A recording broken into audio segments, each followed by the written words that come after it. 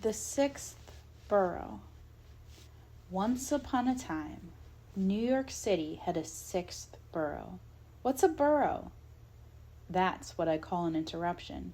I know, but the story won't make any sense to me if I don't know what a borough is. It's like a neighborhood, or a collection of neighborhoods. So if there was once a sixth borough, what are the other 5 boroughs? Manhattan, obviously, Brooklyn, Queens, Staten Island, and the Bronx. Have I been to any of the other boroughs? Here we go. I just want to know. We went to the Bronx Zoo once, a few years ago. Remember that? No.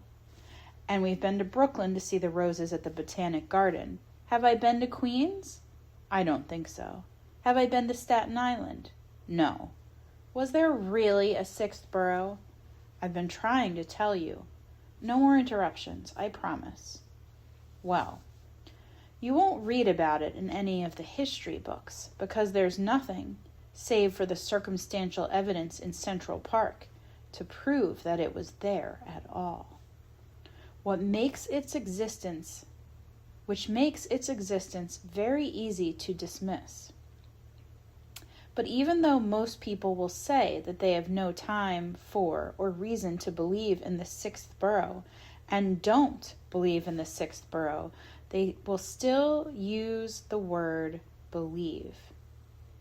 The 6th borough was also an island, separated from Manhattan by a thin body of water whose narrowest crossing happened to equal the world's long jump record, such that exactly one person on Earth could go from Manhattan to the 6th borough without getting wet.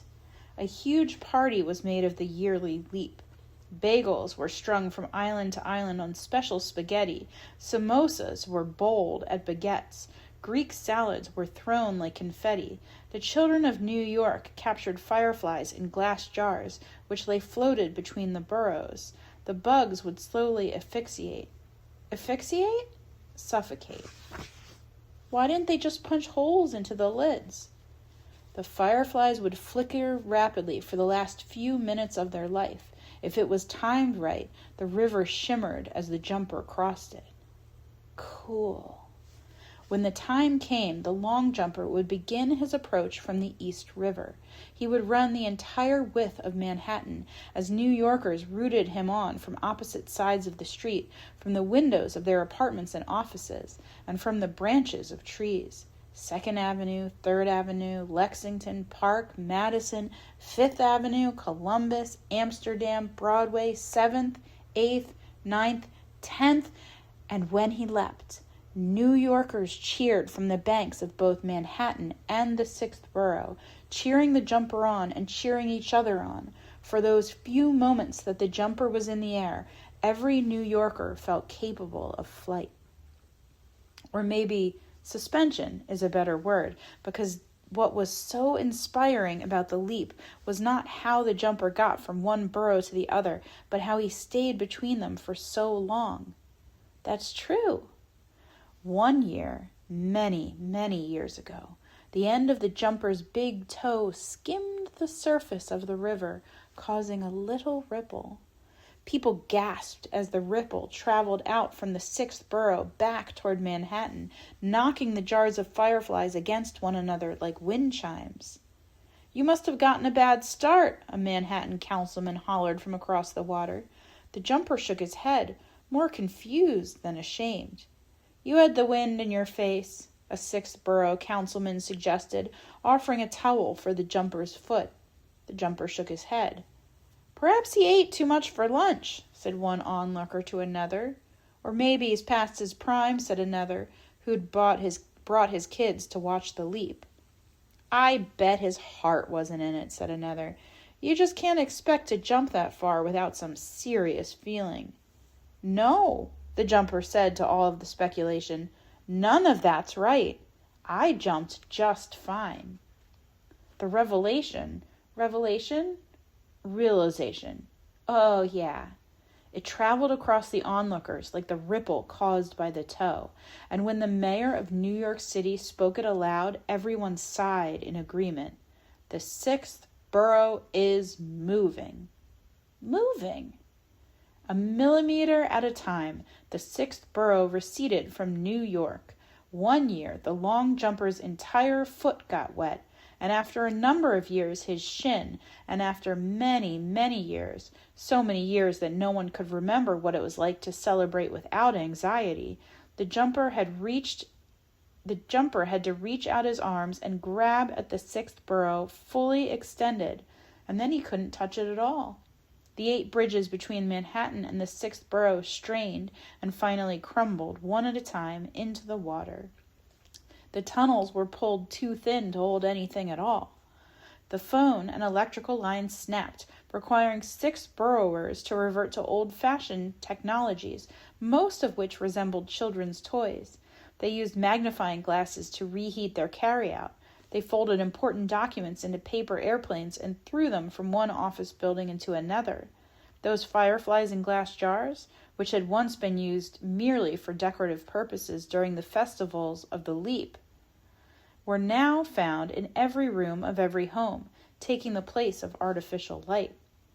The very same engineers who dealt with the Leaning Tower of Pisa, which was where? Italy!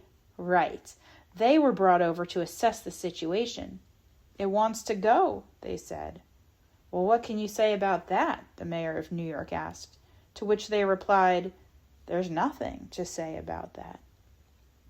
Of course, they tried to save it, though save might not be the right word, as it did not seem to want to go. As it did seem to want to go. Maybe detain is the right word? Chains were moored to the banks of the islands, but the links soon snapped. Concrete pilings were poured around the perimeter of the sixth borough, but they, too, failed. Harnesses failed, magnets failed, even prayer failed. Young friends whose string and tin can phone extended from island to island had to pay out more and more string, as if letting kites go higher and higher. It's getting almost impossible to hear you, said the young girl from her bedroom in Manhattan, as she squinted through a pair of her father's binoculars, trying to find her friend's window. I'll holler if I have to, said her friend from his bedroom in the sixth borough, aiming last birthday's telescope at her apartment.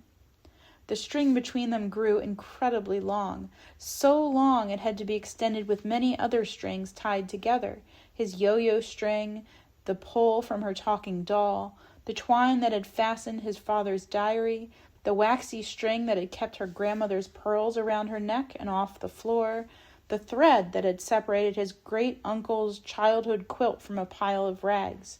Contained within everything they shared with one another were the yo-yo, the doll, the diary, the necklace, and the quilt. They had more and more to tell each other, and less string.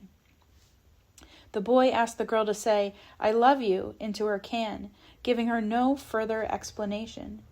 And she didn't ask for any, or say, that's silly, or we're too young for love, or even suggest that she was saying, I love you, because he asked her to. Instead, she said, I love you. The words traveled the yo-yo, the doll, the diary, the necklace, the quilt, the clothesline, the birthday present, the harp, the tea bag, the tennis racket, the hem of the skirt he one day should have pulled from her body. Grody! The boy covered his can with a lid, removed it from the string, and put her love for him on a shelf in his closet. Of course, he never could open the can, because then he would lose its contents. It was enough just to know it was there.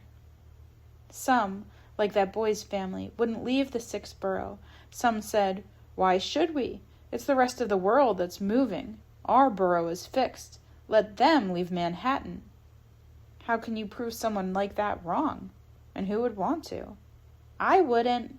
Neither would I. For most sixth boroughers, though, there was no question of refusing to accept the obvious, just as there was no underlying stubbornness or principle or bravery. They just didn't want to go. They liked their lives and didn't want to change, so they floated away, 1 millimeter at a time. All of which brings us to Central Park. Central Park didn't used to be where it is now.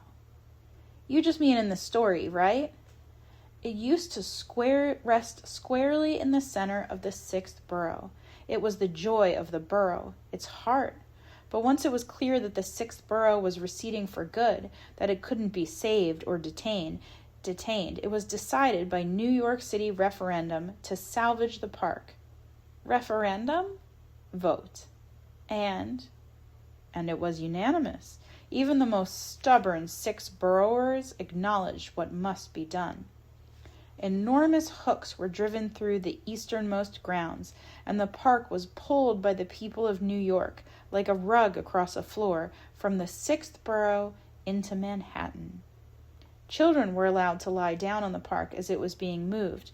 This was considered a concession, although no one knew why a concession was necessary, or why it was to children that this concession must be made.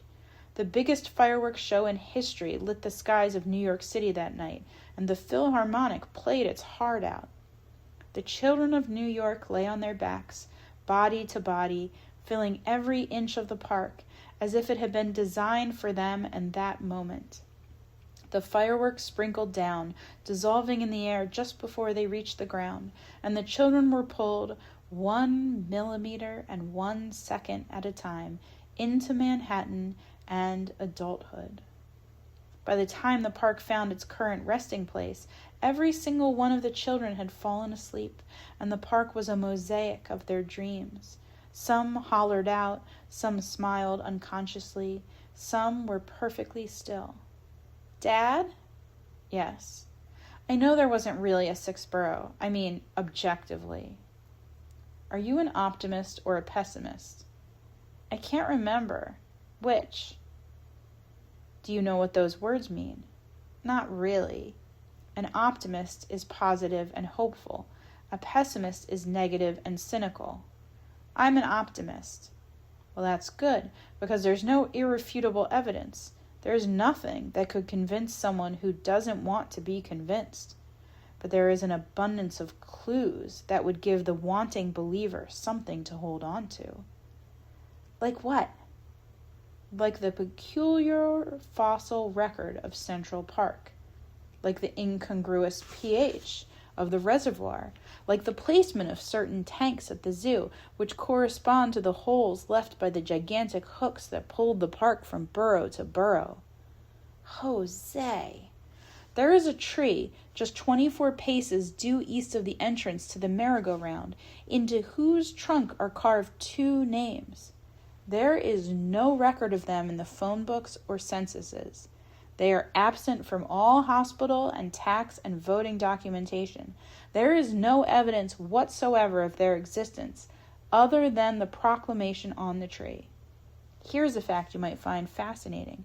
No less than 5% of the names carved into the trees of Central Park are of unknown origin. That is fascinating. As all of the sixth borough's documents floated away with the sixth borough, we will never be able to prove that those names belong to residents of the sixth borough and were carved when Central Park still resided there instead of in Manhattan. Some people believe they are made-up names and, to take the doubt a step further, that the gestures of love were made-up gestures. Others believe other things. What do you believe?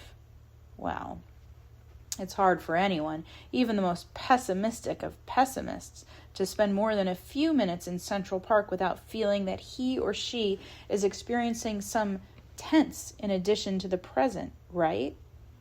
I guess. Maybe we're just missing things we've lost, or hoping for what we want to come, or maybe it's the residue of the dreams from that night the park was moved. Maybe we miss what those children had lost, and hope for what they hoped for. And what about the sixth borough? What do you mean? What happened to it? Well, there's a gigantic hole in the middle of it where Central Park used to be. As the island moves across the planet, it acts like a frame, displaying what lies beneath it. Where is it now? Antarctica. Really? The sidewalks are covered in ice. The stained glass of the public library is straining under the weight of the snow. There are frozen fountains in frozen neighborhood parks where frozen children are frozen at the peaks of their swings. The frozen ropes holding them in flight. Livery horses. What's that? The horses that pull the carriages in the park, they're inhumane. They're frozen mid-trot. Flea market vendors are frozen mid-haggle. Middle-aged women are frozen in the middle of their lives. The gavels of frozen judges are frozen between guilt and innocence. On the ground are the crystals of the frozen first breaths of babies and those of the last gasps of the dying. On a frozen shelf in a closet frozen shut is a can with a voice in it. Dad? Yeah. This isn't an interruption, but are you done? The end. That story was really awesome. I'm glad you think so. Awesome. Dad? Yeah. I just thought of something. Do you think any of those things I dug up in Central Park were actually from the 6th borough? He shrugged his shoulders, which I loved. Dad? Yeah, buddy. Nothing.